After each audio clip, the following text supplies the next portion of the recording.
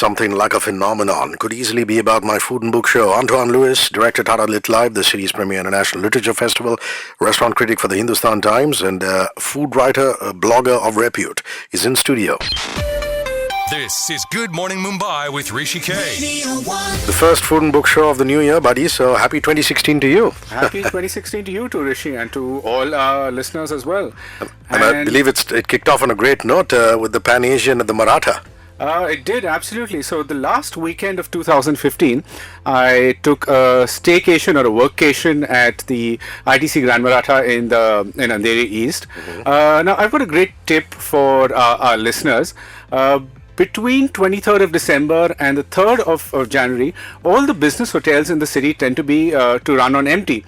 And this is the time that they offer great discounts on their room rates to people who check in. So you can get up to a 50% discount on their room rates between this 10-day period. What is it again? 23rd December to? 23rd December to 3rd January. Wow. Run empty. The only thing that you've got to kind of look out for is that on 31st night and first during the day, restaurants tend to be really full, so you're going to pay a premium if you're going to eat at the hotel. But other than that, that whole period is a great time to kind of take a short break with your family. And as I said, I was staying at the Grand Maratha. I tried out a number of restaurants. One of them that I tried out and that I was quite impressed by was Pan-Asian. And the reason that I was impressed is that 1.5 years ago, and that was the last time that I was at the Grand Maratha, I had a meal at the Pan-Asian, and I was really depressed by it actually, because I thought the food was completely out of date, that the restaurant looked a little shoddy, the food, some of it was not very tasty, some of it was even wrong, that really shouldn't have been on the menu. And this time I was pleasantly surprised by how much the restaurant has turned around. They haven't changed very much in terms of the interiors, but they have changed the upholstery, so it's got a little bit of pop. It's looking a lot more fresher. It's looking a lot more interesting. They've opened up a couple of windows, so the restaurant during the day particularly is a lot brighter. It looks a lot more spacious. Chef Liang has done a fabulous job with the menu. He's updated it. He's made it more contemporary. It more reflects what Bombayites like to eat, what they're eating currently, what the restaurants around the city are serving.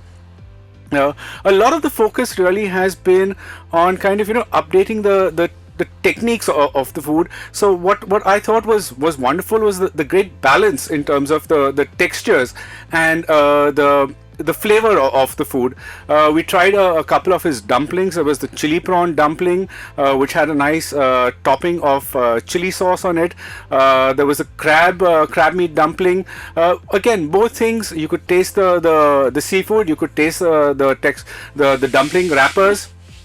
Something that I liked and which I thought you don't find very easily in Bombay was the soupy pork bun. So it's a bun with a liquid filling inside. You've got to cut through it, let the soup out, be a little careful. Soup's really hot. Some great starters that he did for us. There was a wasabi and chili bean prawn, big tiger prawns, coated in batter, tossed in chili bean sauce. And I particularly like the wasabi mayo because a lot of people don't handle wasabi very well. They tend to overdo it, but here it was just the right amount of wasabi.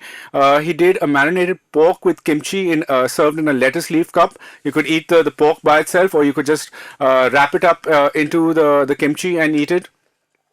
One of the best things on the menu right now, I think, was the crispy sea bass in a sweet sour sauce. And what I liked about it was the innovative presentation. He's cut the fish in a way that it looks like fingers popping up, or like, a chrysanthemum buds opening up. Deep fried with a kind of a tempura batter, and it's topped with a sweet sour sauce, which is not too overpoweringly sweet or sour. It's just perfectly balanced, and it's not drowning the fish out. So I'm really glad with the things that Chef Liang has brought to Pan-Asian. It's a restaurant that I think I can now be quite happy revisiting and recommending to people. Tom Petty is running down a dream. More Antoine Lewis up ahead.